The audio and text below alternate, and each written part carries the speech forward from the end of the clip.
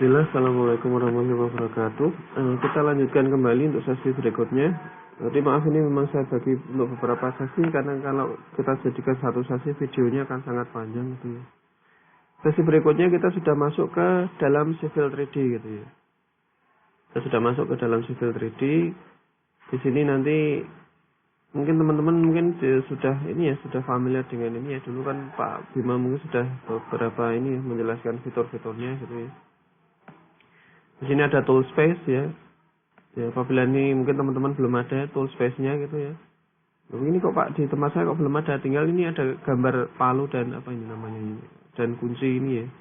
Kita klik aja, nanti dia akan muncul sendiri. Pastikan bahwa ini ya tool space ini pastikan ini selalu berada di dekat Anda gitu ya. Karena ini sangat penting untuk mengoperasikan ataupun dalam ini ya dalam pembuatan proses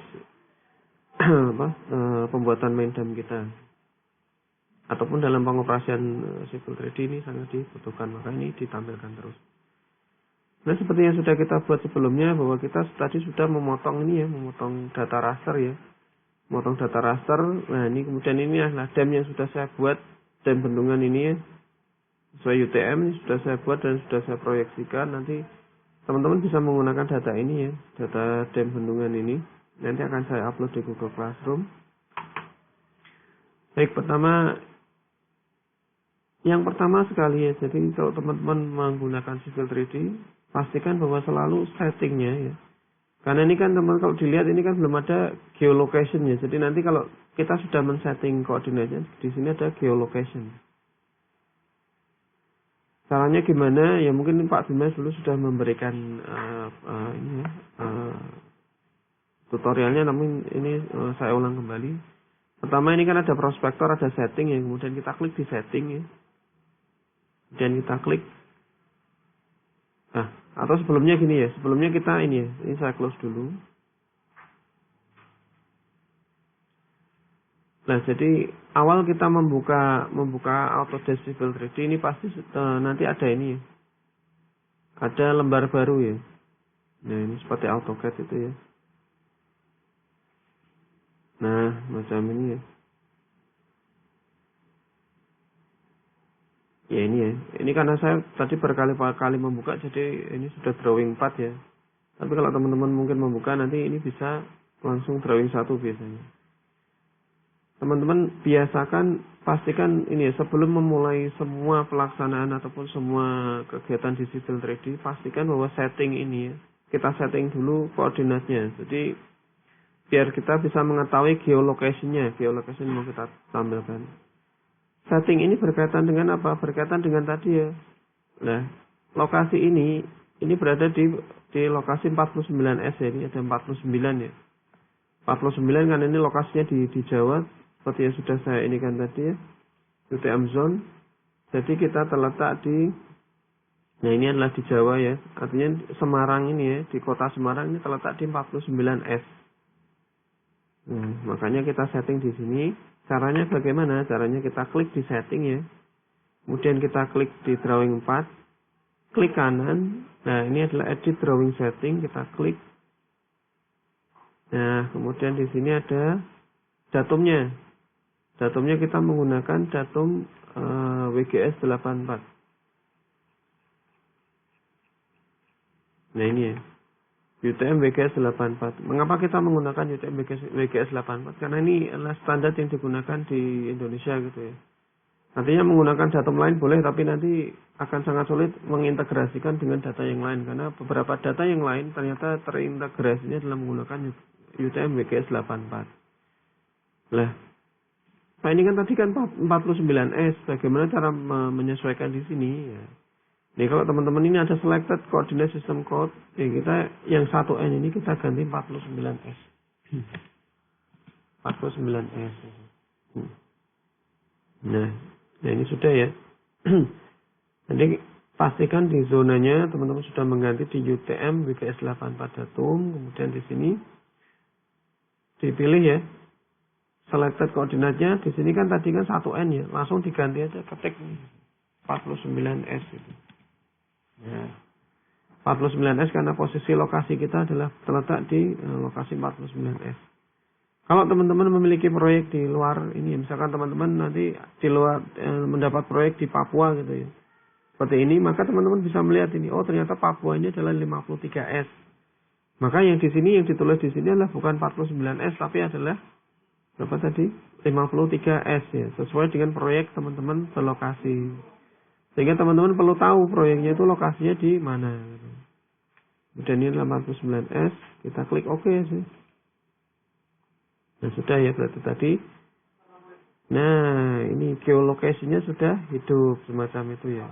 Karena tadi kan ini belum ada ya geolokasi. Tapi setelah kita setting ini ya, kita edit drawing setting, kita set apa namanya, kita set ininya, kita set UTM-nya atau kita set posisi koordinat sistemnya, maka si geolocation ini akan muncul semacam itu.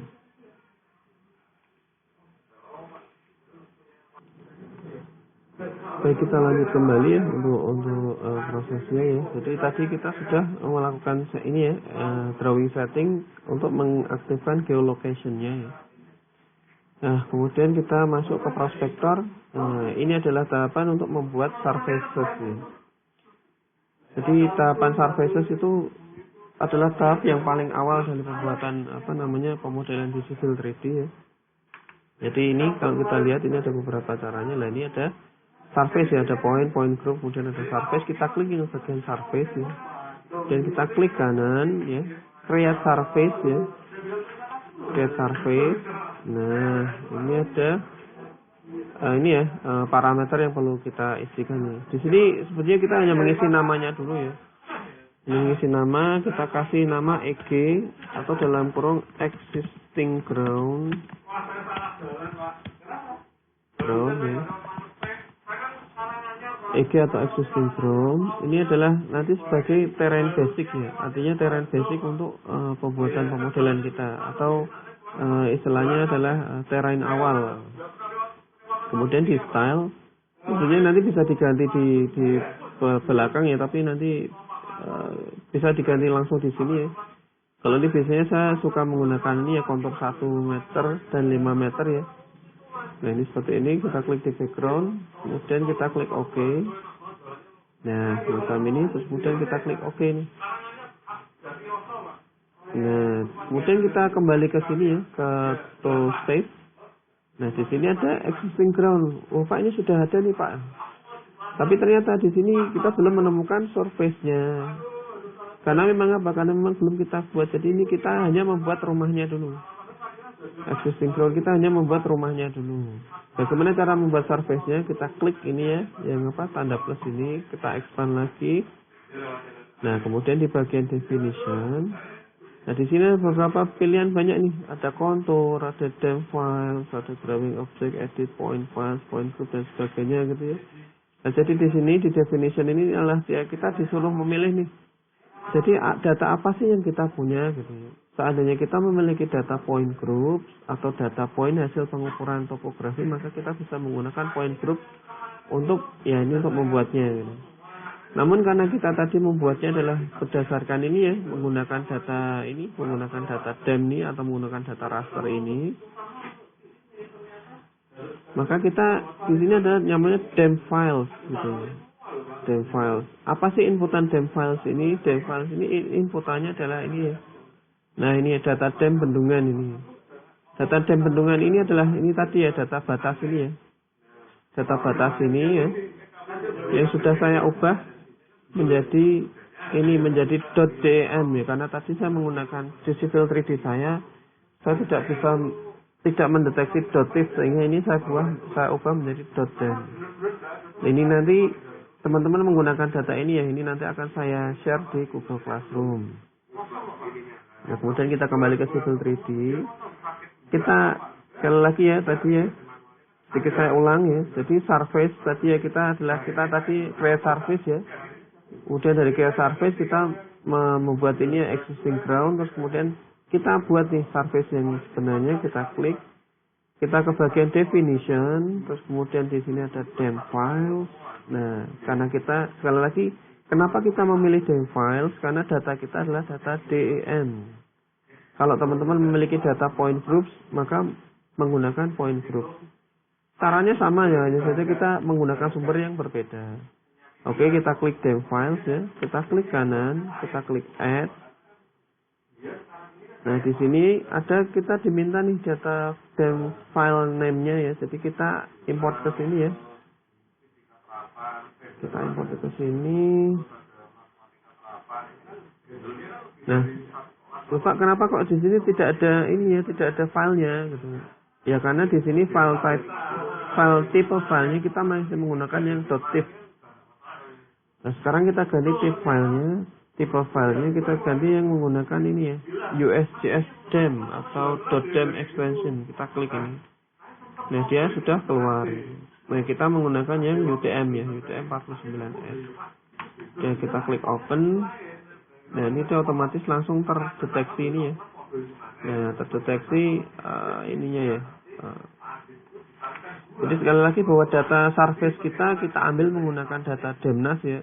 Yang kemudian tadi kita potong menggunakan raster dan kemudian kita panggil ke Civil 3D-nya atau menjadi acuan kita untuk membuat data DEM. Kita klik OK ya.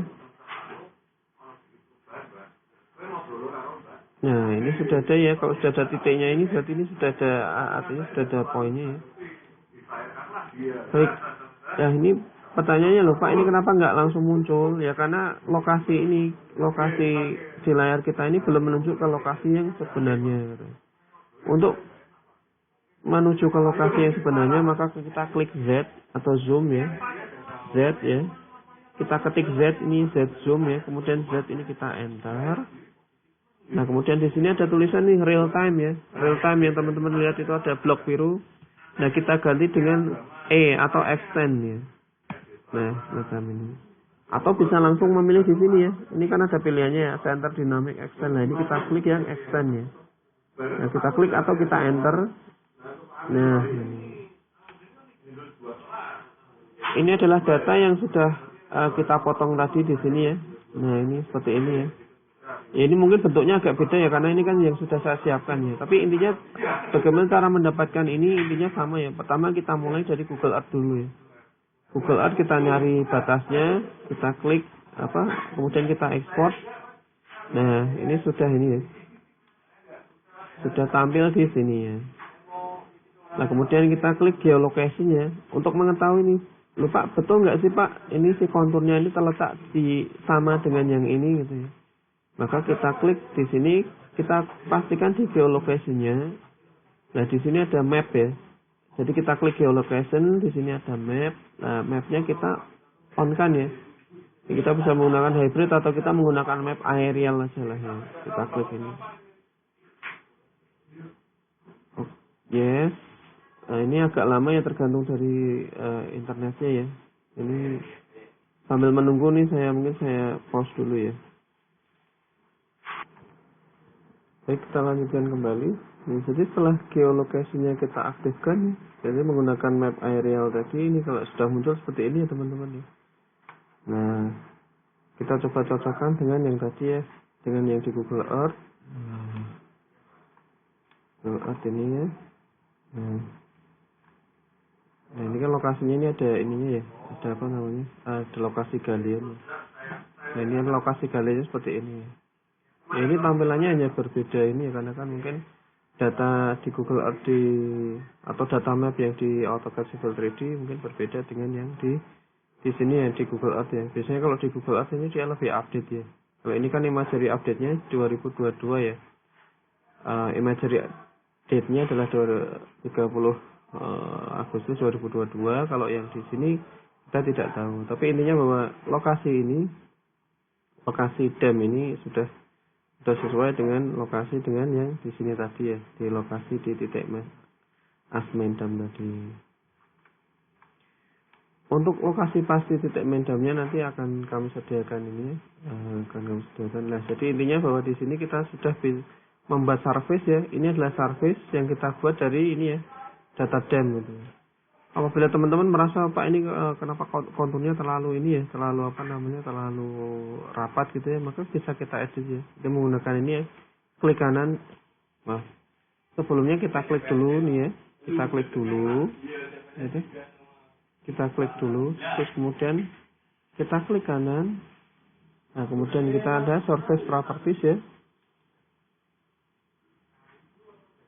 Nah, ini ya. Surface style, ya gini kita bisa ganti. Soalnya ini kita ganti, kalau terlalu 1 meter terlalu rapat, bisa kita ganti 2 meter. Ataupun kita misalkan kita mau menggunakan elevation bending, kita coba ini ya.